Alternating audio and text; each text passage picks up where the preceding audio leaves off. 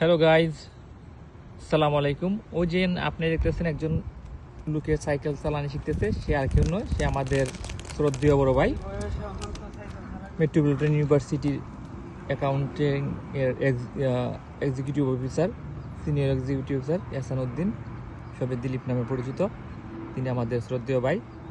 তিনি যে ভুলটা করে আসছেন, কানাডায় আসার আগে তিনি কোনো স্কিল নিয়ে আসেন নাই। তাকে অনেকবার বলছি যে আপনি গাড়ি চালানো শিখে আসেন, সাইকেল চালানো শিখে আসেন, তিনি কিন্তু কিছু করেন নাই। এখন তাকে নিয়ে আমরা সাইকেল চালানো শিখাইতেছি। আপনারা পরবর্তীতে যারা আসবেন তারা কিন্তু সাইকেল, স্কুটার, কার, যে কোনো একটা স্কিল নিয়ে আসতে হবে। কারণ এই দেশে কোনো সময় নাই আপনাকে যে আমি শিখাবো বা একজন যদি শিখাবে, একবার মার্কেটে নিয়ে যাবে, কথা বলতে পারেন না, ইংলিশ শিখতে পারেন না, আপনি ইংলিশ স্পোকিং শিখে আসবেন। কারণ মার্কেটে গেলে একজনের দরকার, সে তো সময় দিতে পারবে না, কেন কারো সময় নেই।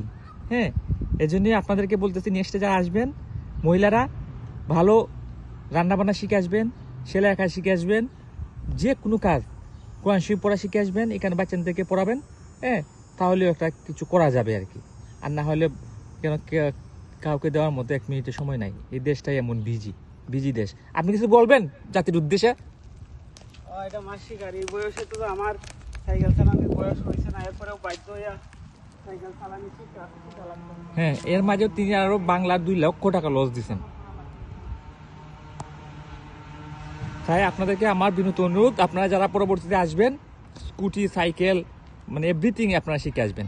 হ্যাঁ, ওকে, আজকে এখানে আপনাদের কাছ থেকে বিদায় নিলাম। আল্লাহ হাফেজ।